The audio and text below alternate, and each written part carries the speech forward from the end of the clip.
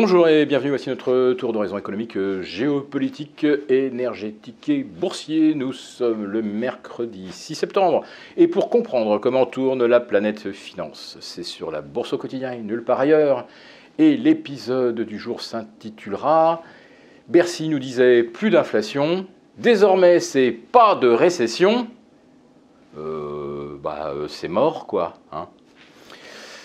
Ça fait un an que Bruno Le Maire nous dit que l'inflation commence à refluer le mois prochain, donc c'est devenu une sorte de running gag, ça fait sourire tout le monde, mais on croisait encore les doigts en espérant qu'on échapperait à la récession d'ici la fin de l'année. Personne ne se prononçait à ce sujet. Ouf. Eh ben non, ça y est. Le patron de la Banque de France, M. Villeroy de Galhau, vient de le dire, il n'y aura pas de récession en France en 2023. Vous l'avez compris, donc c'est mort. Nous aurons une récession. On pouvait d'ailleurs s'y attendre. Quand on a un rythme d'inflation de 25% par an sur l'alimentaire, qu'on a des prix pétroliers qui viennent de bondir de 25% depuis le milieu du mois de juillet, qu'on va avoir des carburants à la pompe à entre 2 et 2,50, c'est déjà le cas et ça risque d'être encore pire demain. On voit l'Allemagne ralentir fortement, la Chine ralentir fortement, les consommateurs n'y arrivent plus. D'ailleurs, en Europe, on vient d'avoir un chiffre, il faut quand même en tenir compte, la consommation est en baisse de 0,2%. Et si vous rajoutez l'effet inflation, ça veut dire en fait que la consommation, elle est carrément en baisse de moins 10%. Moins 10% en volume, c'est parfaitement corroboré par les diverses déclarations de patrons, de géants de la distribution, Leclerc, Auchan, Super U, Carrefour. Tous le disent, tous le constatent, il y a une forte chute des volumes. Et puis vous avez le feuilleton des grandes enseignes qui déposent le bilan. Donc là, on ne sait pas ce que va devenir Naf Naf, Catimini, Princesse Tam Tam, etc. Mais en tout cas, on a bien compris que c'était carrément la fin du parcours. Et surtout, on est parvenu à la conclusion dans l'habillement, le textile habillement, c'est que même en voulant jouer la fibre patriotique, c'est fabriqué en France, il n'y a rien à faire. Le consommateur n'a plus les moyens. Donc il va forcément acheter chinois, turc, Bangladesh, Tunisie. C'est une question de pouvoir d'achat et c'est une réalité qui est insurpassable naturellement. En ce qui concerne les véhicules personnels, c'est exactement la même chose.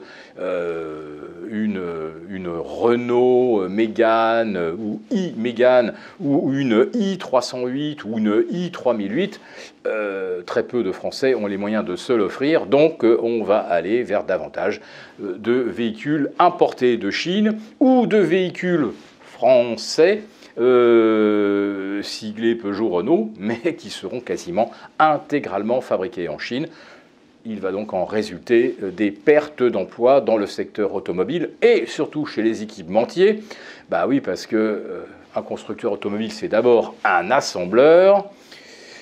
Et aujourd'hui, les fournisseurs, demain, il y aura besoin de moins de boîtes de vitesse, de moins de démarreurs, de moins de turbos, évidemment. Et plus de réservoirs d'essence, naturellement. Donc ça fait beaucoup de pièces en moins. Pour les équipementiers automobiles, il faut également y réfléchir. Heureusement, il va rester les pneumatiques. Donc, pour l'instant, Michelin s'en sort plutôt bien. Alors, quand je vous parlais de récession, on comprend bien que c'est quasiment impossible d'y échapper avec une baisse de la consommation, avec une baisse des commandes industrielles, avec une hausse des coûts de l'énergie et avec des Européens qui vont acheter moins de véhicules électriques, tout simplement parce qu'ils n'en ont pas les moyens. Alors comment éviter la récession? Il y a peut-être une bidouille. Et oui, ça consisterait à anticiper des commandes d'Airbus ou de les grouper pour la fin de l'année, de telle sorte qu'avec une hausse des exportations, on échapperait comptablement à la récession, même si les Français commencent à sauter un repas sur deux à partir du 15 du mois.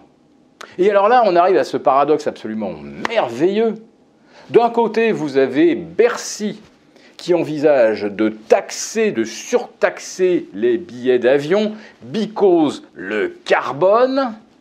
Et en même temps, vous avez le gouvernement qui se félicite de vendre des Airbus par botte de 50 ou par botte de 100 à Turkish Airlines, aux compagnies aériennes indiennes et chinoises, avec des prévisions hyper optimiste de nos industriels de l'aéronautique. Oui, le nombre de trajets aériens va doubler dans le monde à l'horizon 2035, grâce aux Chinois et grâce aux Indiens notamment. Et nous, eh bien, en Europe, on va empêcher nos citoyens de voler parce qu'ils émettent trop de carbone. Donc d'un côté, on se réjouit de voir le doublement des émissions carbone en Chine, en Inde, en Indonésie et pourquoi pas le Brésil. Et de l'autre, eh bien, en Europe, on flingue tout ce qui, soi-disant, émet du carbone qui réchauffe la planète et la fera brûler. Par contre, si la planète doit brûler en Inde ou en Chine, pourvu qu'ils commandent 250 Airbus, alors là, on est absolument content. Voilà, si cette vidéo vous a plu, n'hésitez pas à nous mettre un pouce. Et puis, je devais quand même vous transmettre ce message. Exceptionnellement, ce vendredi 8 septembre, il n'y aura pas de live avec nos abonnés des affranchis. Mais si la moindre opportunité d'investissement se présente, nous ne manquons pas de vous en avertir, évidemment, par mail. Très bonne journée. Merci beaucoup d'avoir regardé cette vidéo. N'hésitez pas à réagir dans les commentaires ou à liker et partager cette vidéo si le contenu vous a plu. Et pour ne rater aucune de nos prochaines émissions, vous pouvez vous abonner à notre chaîne et activer les notifications. Et pour plus de contenu, n'oubliez pas que le dernier rapport rédigé par nos experts est accessible en cliquant sur le lien de description. On se retrouve tout de suite dans les commentaires et je vous dis à très bientôt pour une prochaine vidéo.